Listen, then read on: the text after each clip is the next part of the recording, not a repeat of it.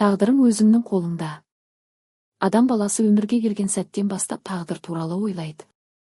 Кейбірі барлығы жазылып қойған дейді. Енді бірі адам өз өмірін өзі жасайды деп сенеді. Шын мәнінде тағдыр тек аспандағы жазу ғана емес, ол сенің бүгінгі таңдауың, ертеңгі әрекетің, жүректегі ниетің. Қасиетті Құранда Құран адамға таңдау еркі берілгені айтылады. Яғни бізге жол көрсетіледі, бірақ сол жолмен жүру өз қалауымыз. Алла тағала адамға ақыл, жүрек, ерік берді. Демек, сенің тағдырың сенің шешімдеріңнің нәтижесі. Бірінші, ой тағдырдың бастауы. Адамның тағдыры оның ойынан басталады. Мен қолымнан келмейді деген ой әлсіз өмірдің бастамасы. Мен тырысамын деген ой үлкен өзгерістің басы. Ми сенген нәрсе орындалады. Егер сен өзіңе сенсең, әлем де саған сенеді. Пайғамбарымыз Мұхаммед оған Алланың сәлемі болсын, әр іс ниетке байланысты деген. Бұл хадис өмірдің формуласы. Ниет дұрыс болса, бағыт дұрыс болады. Бағыт дұрыс болса, нәтижеде өзгереді. Екінші, сылтау әлсіздердің қаруы. Көп адам өз өміріне риза емес. Бірақ өзгеруге қадам жасамайды.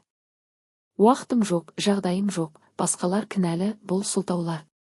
Шын мәнінде адам өзін өзгертпейінше өмірі өзгермейді. Тағдырды кінәлау жауапкершіліктен қашу. Ал жауапкершілікті алу мықтылықтың белгісі. Сен бүгіннен бастап мен өз өмірім үшін жауаптымын деп айтсаң, сол сәттен бастап тағдырың өзгере бастайды. Үшінші, қиындық жазалау емес, тәрбиелеу. Әр адам сынақтан өтеді. Біреу денсаулықпен, біреу ақшамен, біреу адамдармен. Бірақ сынақ Алланың жазасы емес. Ол өсудің мүмкіндігі. Қиындық сені сындыра алады немесе шыңдай алады. Бұл сенің таңдауыңа байланысты. Біреу құлайды да жатады. Біреу құлайды да тұрады. Айырмашылық ерік-жігерде. Төртінші, әрекетсіз арман бос қиял. Армансыз адам қанатсыз құс. Бірақ әрекетсіз арман жай ғана елес. Күн сайын кішкентай қадам жасайтын адам бір күні үлкен нәтижеге жетеді. Өзіңе сұрақ қой. Мен бүгін арманым үшін не істедім? Мен ертең кім болғым келеді? Қазіргі әрекетім мені сол мақсатқа апара ма? Егер жауап жоқ болса, өзгеру керек. Бесінші, қорқыныш ішкі шынжыр. Көп адам батыл қадам жасамайды, себебі қорқады. Қателесуден, сыннан, күлкіден. Бірақ қорқыныш өсу аймағының алдында тұратын есік. Егер сен қорыққан нәрсені жасасаң, сен еркін боласың. Өмірде ең үлкен жеңіс өзіңді жеңу. Алтыншы, ортаң болашағың. Сен кімдермен аралассаң, соған ұқсайсың. Теріс ойлайтын адамдармен жүрсең, сен де солай ойлай бастайсың.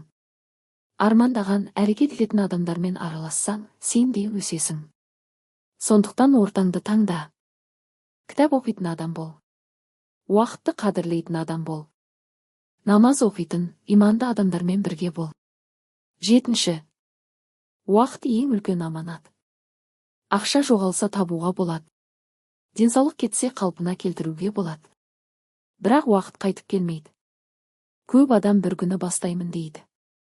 Бірақ сол бір күн ешқашан келмейді. Бастау үшін мінсіз сәт күтпе. Мінсіз сәт бүгін. Сегізінші, өзіңді кешір. Өткен қателіктер үшін өзіңді жеп қою алға жылжуға кедергі. Қателік сабақ. Егер сен сабақ алсаң, ол қателік емес, тәжірибе. Өзіңді кешір. Жаңадан баста. Әр күн жаңа мүмкіндік. Тоғызыншы, тағдырды өзгерту формуласы. Ниетті түзет. Ойды өзгер. Әрекет жаса. Тәуекел ет. Сабыр сақта. Осы 5 қадамды ұстансаң, өмірің өзгереді. 10-шы, Аллаға тәуекел, өзіңе жауапкершілік. Тағдыр толық сенің қолыңда деген сөз Алланы жоққа шығару емес. Керісінше, сен әрекет етесің, нәтижені Алла береді. Сен егін егесің. Бірақ жаңбырды жаудыратын Алла. Сондықтан әрекет пен дұға қатар жүруі керек. Қорытынды. Тағдыр дайын сценарий емес. Ол сенің жазып жатқан кітабың. Әр күн бір бет.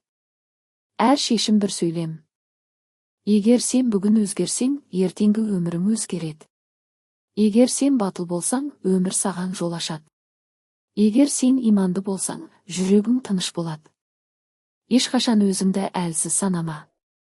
Сенің ішінде үлкен күш бар. Сол күшті оят. Есіңде болсын. Тағдырың өз қолыңда.